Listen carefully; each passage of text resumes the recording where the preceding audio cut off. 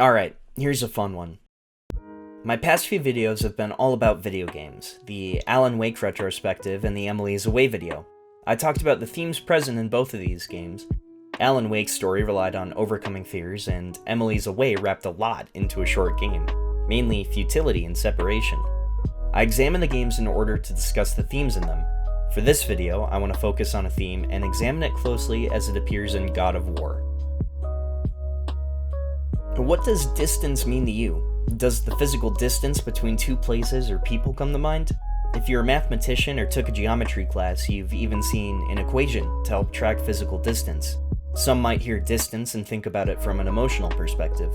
The strength of your connection to another could be considered distance, much like with Emily, and how the divide between you and her grows with the passing of years.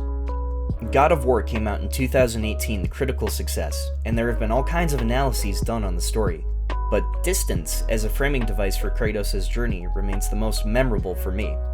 How does the game utilize the idea of distance, whether it refers to a physical one or emotional one, or some beautifully blended melding of the two? Let's talk distance. The first idea of distance in God of War is distance as a goal. From the very start of the game, we understand Kratos' goal. His wife has passed away, and per her wishes, he sets out to spread her ashes atop Jotunheim with their son Atreus. This paints the idea of a physical distance as a goal for our characters. They have to get to Jotunheim, and the big events that happen in the game occur in relation to how close Kratos and Atreus are to it. The pacing is guided by how far they've come. Granted, there are other forces that interact upon them, such as Baldur, but these would not be encountered were Kratos and Atreus to simply not go anywhere. The physical distance between the start and end of the journey are the main reason the journey takes place.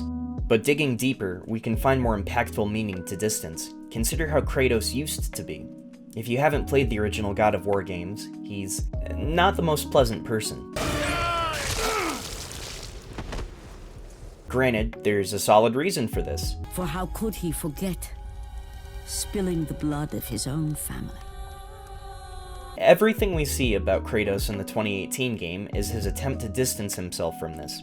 He's no longer the vengeful man he used to be, and he's hidden away anything that would suggest otherwise. He attempts to keep a mental and emotional distance between these two parts of him, to where they're almost two different people, and he wants to maintain this, which is why Atreus knows so little about who Kratos used to be. He strives to keep this distance.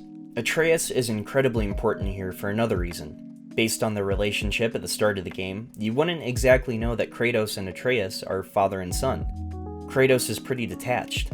It could be he's just mournful for the loss of his wife, but you get the feeling that Atreus has never seen his dad smile. The two feel more like Joel and Ellie from The Last of Us. Two people who don't really know each other, forced in the journeying together. Still, Kratos feels the urge to be closer to his son as they journey, and close the distance between them. Alternatively, there's also an idea of distance as the enemy, which is arguably the more impactful form of distance.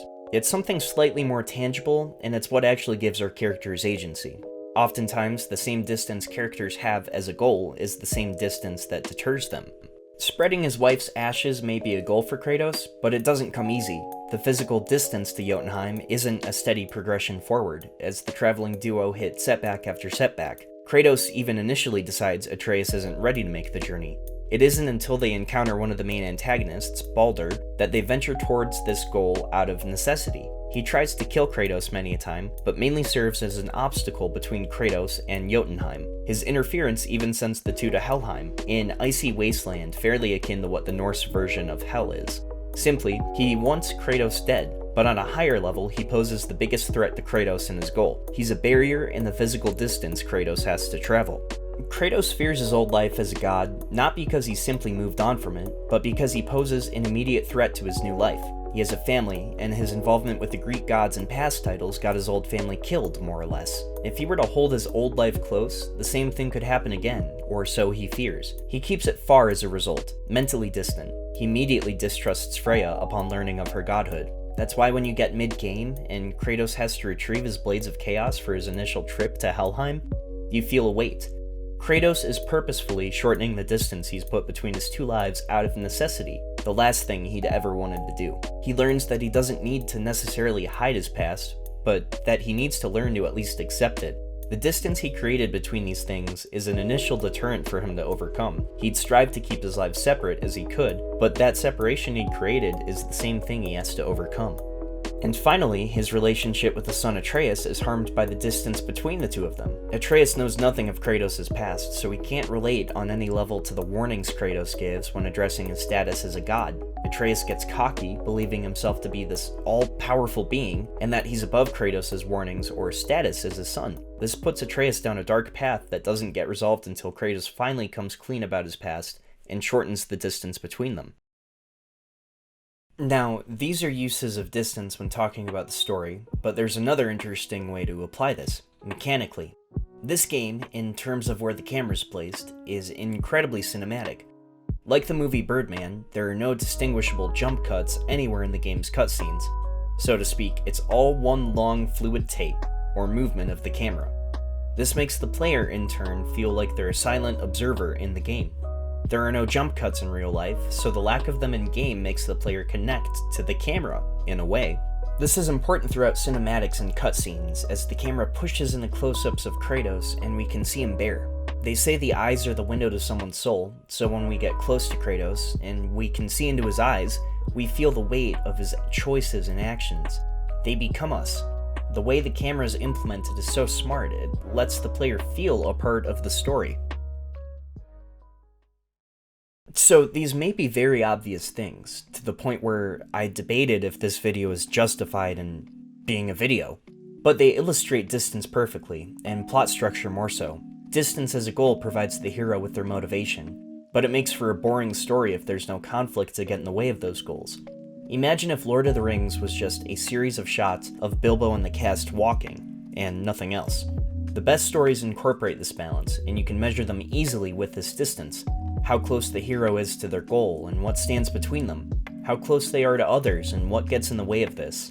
God of War does this brilliantly, and turns Kratos from more than a revenge-driven madman into someone human, particularly in the distances he puts between himself and others, and how those break down.